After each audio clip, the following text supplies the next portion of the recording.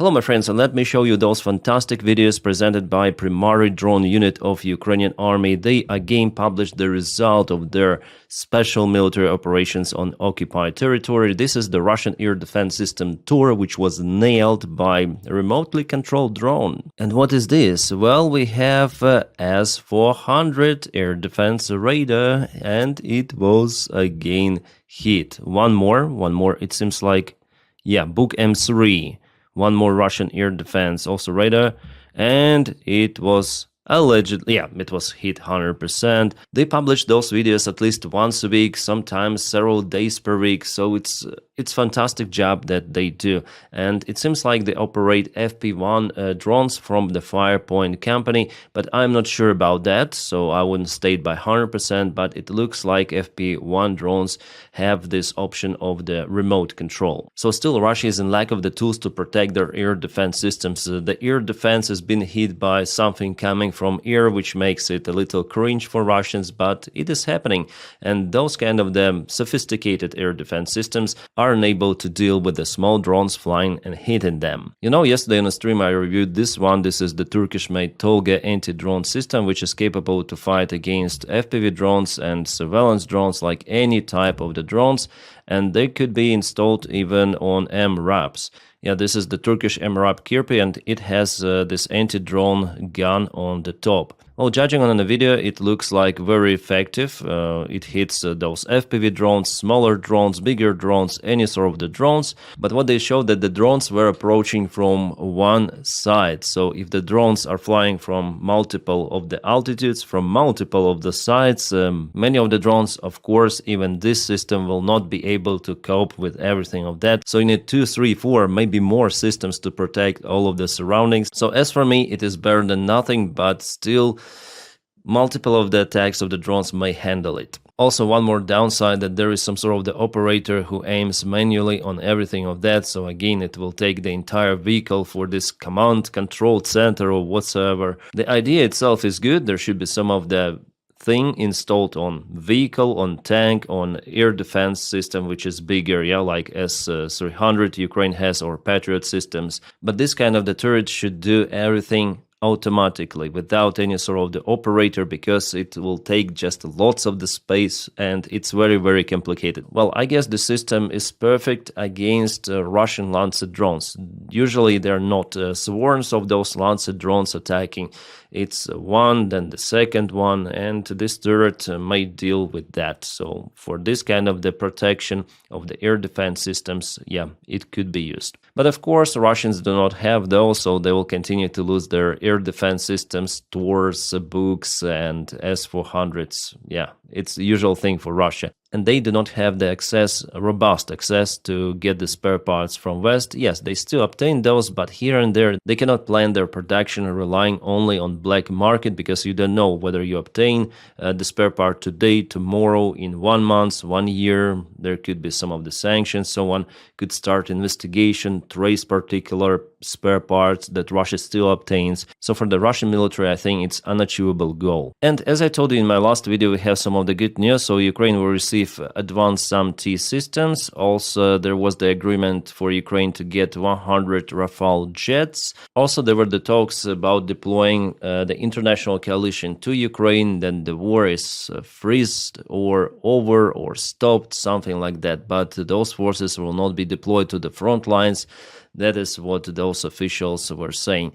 About particular date, then Ukraine may obtain Rafale jets or something like that. Well, so far they haven't specified that yet, but the deal was signed. What the details of the deal are pretty much unknown. It is just an initial phase, as it was with Gripen, so also Rafale will take some time. As I say to you, could take years actually. I guess that the main thing for Ukraine is to obtain the military support in general for the tools it currently has, for the drone production, for the own long-range missile production, and it could be easily done if Europeans confiscate Russian frozen assets. In this case, taxpayers' money will stay intact and Ukraine may obtain substantial military support, because those money will be invested in European military production. Also, Ukrainian economy is struggling and European Union could support Ukraine with that bunch of money. Yeah, sadly, Ukrainian government was discredited.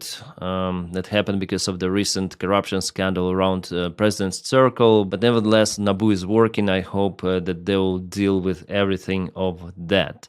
And Ukraine will not go into those stories once again. Also, the French authorities said about the possible year then the war could over. They said about 2027. Well, we'll see. I hope the sooner the better. Strangely, they already speak about the protection of the European Union with the help of the Ukrainian troops. Ukrainian troops could help defend the European Union, says Defense Commissioner. Ukraine's battle-tested military could help deter a Russian attack, says the Defense Commissioner. Is European Union helping, like with its army, to deter Russian attack? Why should Ukraine help European Union with own army men not being the part of EU and NATO? Take Ukraine into NATO, take Ukraine into European Union, and then we'll talk, okay? Hundreds of thousands of Ukrainians died to protect their own land, and you want them to continue to die, protect your own land. So then invite Ukraine into European family, into defense alliance, and we commonly, all together will protect European Union, NATO, as it used to be. Ukrainian army is not some sort of the Black Waters or Wagner army which could be hired to protect someone. No, it's the government freaking army, which is out there to protect the Ukrainian government. Thank you so much for support of Ukraine, limited but still support of Ukrainian army. That is what Ukraine also may do. For example, support European Union with drone technologies, also some of the missiles which Ukrainian army produces. But troops, if we are in one family, yes, Ukrainians together with other nations will protect Europe against Russian attacks. But using our people just like that and you live your fancy lives elsewhere in Europe, no, it will not work like that. And Ukraine already suffered. Someone will have to work to rebuild the cities. No, will Germans come? Yeah, come help Ukraine to rebuild if you care about Ukraine or what. You care about yourself, it seems like, without even wanting to invest to Ukraine fully and continue to purchasing Russian fossil fuels. So you understand, my frustration here, my friends. I guess you understand. If fighting in Ukraine ends with peace agreement, Ukrainian troops could be deployed to defend European Union eastern borders from Russia. No, it will not work. Ukrainians will be against unless we are in the same family for defense and for economy alliance. Without it, those commissioners should F themselves. There was the investigation done. The part of the Russian aviation gliding bombs are produced on factories in Japan and China. The groups of independent investigators identified the Okuma, Japan, and Hiseon, China machining centers, which are working for the aero bomb of the Russian corporation tactical missile armament. They manufacture the stabilizer for mortar rounds. So Burevestnik is the name of missile, and also Russia has Burevestnik Center Research, which is not the same as Burevestnik missile. Not just Burevestnik they're making there. So with China companies, Taiwanese companies, and as we mentioned before, Japan companies, there are spare parts produced for Iskanders and Reshnik. And Russia is still not been cut from those supplies. Well, for China it's understandable, but for Taiwan and Japan, come on, what are you doing? Well, after all, European and United States spare parts are being found in Russian drones, so it's not a surprise, I would say. All right, new update of Donald Trump. This time it's quite good. Let's listen and try to understand what he says here. I hear they're doing that, and that's okay with me. They're passing legislation, or the Republicans are putting in legislation that very tough. It's sanctioning, etc., etc., on any country doing business with Russia. They may add Iran to that, as you know. I suggested it. So now he says that this legislation that was proposed by some of the senators to the Senate itself, and that has the support of more than 80 senators, well, now Donny may give it a go and apply strict sanctions on the countries who continue to trade with Russia, and it's good. It's good. It's absolutely great. Yeah, where should I put my screen? So here somewhere. Yeah, we see that the price, even without those secondary sanctions, without those being actually applied, the price of the Russian oil goes down. Now it's minimum for the last couple of years. The Russian Brent Urals trades something around 36 United States dollar per barrel. And now with this new statement, it will go down even more. Ukrainian kinetic sanctions also matter. Yeah, even though Russia was capable to restore one line in heavily damaged Novorossiysk port, and now they're refueling a couple of the tankers there. But just imagine the management of those companies who continue to trade with the Russian shadow fleet. Like they're sending their tankers and they don't know what to expect, whether Ukraine attacks the port, whether their tanker could be kaboomed or not. So it's kind of risky, very risky operation, and not many traders are willing to trade the Russian oil right now. That's why it's dropping. The volume goes down because there are huge risks. By the way, Donny postponed some of the sanctions on part of their Lukoil company. It is done for European companies to change the supplier, so it will also lead to the drop of the Russian oil price. Less consumers, especially countries as Bulgaria, Romania, they were very dependent on Russian oil. Also, I guess Serbia, but Trump said to Serbia that no, you will not have some sort of the exclusion from sanctions. Just Hungary has those exclusions because Orban is a close friend probably of Donald Trump. But in general, the news are good. The Russian oil market is shrinking, and Ukraine helps with that also quite a lot. By the way, Ukraine signed the agreement with Greece about the gas supplements through Greece territory, but the gas will be delivered via LNG ports, and it will be the gas coming from the United States of America. Well, it will help Ukraine to go through the winter. And yeah, the graph is kind of interesting because the price for the Russian oil was even lower than Russia adapted. Yeah, sanctions, everything dropped down. Then Russia adapted its economy. They started to operate their shadow fleet. Everything was stable for a couple of years. And then a new drop once again. Hopefully it will go lower. Russia doesn't obtain enough money for its military. It has to get the loans from the banks, but it cannot continue forever. This huge debt should be compensated by something. So in the long term, of course, the Russian economy will collapse, but it might take years and years. This situation is very similar to Soviet Union by the time of the Afghan war. Then the oil prices went down. Also Saudis, they're going to boost the oil production, and as experts say, there should be kind of the cheap oil for a long time, for years also. Meanwhile, Russia attacked the oil tanker in Dunabe, also some of the port infrastructure. Romania evacuated the local village because of the Russian attacks.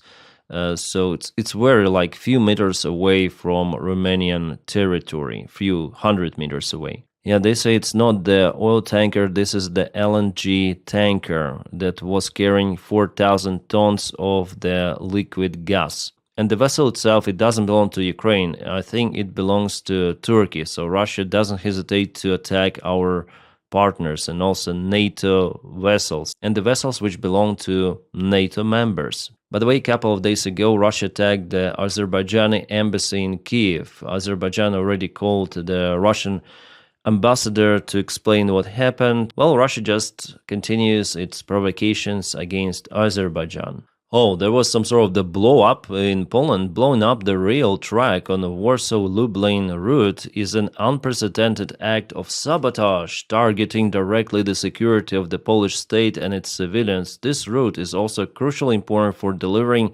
aid to Ukraine. We will catch the perpetrators, whoever they are. Okay, so someone did blow up the tracks in Poland, the tracks which are used for military delivery for Ukraine. Prime Minister of Poland even visited the place together with police, military and everyone. But at the same time, the same day, Poland is opening the border with Belarus. 3 of the checkpoints resumed the normal operation. They were closed because of the possible sabotage attacks, and illegal immigration. So now I have this cognitive dissonance. You have it right away and you open the border. I mean, what? That's the very, very interesting logic. I'm tired of saying about corruption scandals, but I have to add something here. Why they're all looking like a caricature for some sort of the people, those officials of Ukraine, allegedly Ukraine, yeah, because they all have some foreign passports.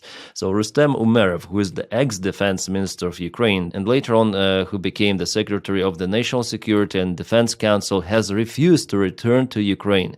He personally informed President Zelensky about his decision, according to media reports.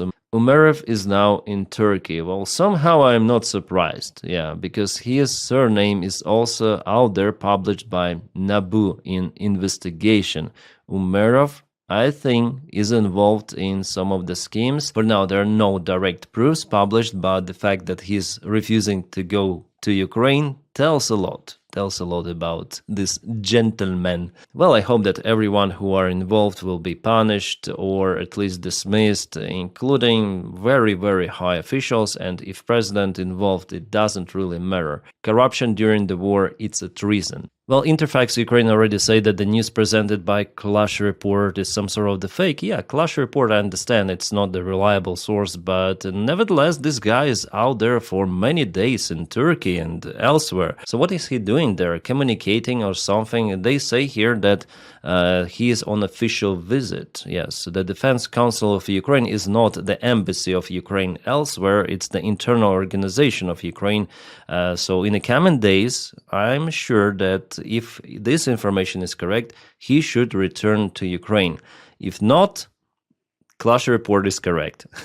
He left Ukraine on November 11th, the same day with the scandal, yeah? Then all of this information was uncovered, and he is also in that list. Not yet the full allegations are published against him, but it's just the tip of the iceberg. The investigation was ongoing for 15 months, and NABU already knows whether he is involved or not. So maybe he afraid to arrive. We'll see it in the coming days. For now, I cannot state 100% that he is a corrupt official as Mindich. And 2 minutes ago, Clash Report already denied previous accusations. That sources speaking to Clash Report say that there is no truth to the claim that Umerov does not plan to return to Ukraine. According to individuals in direct contact with Umerov, he will indeed return.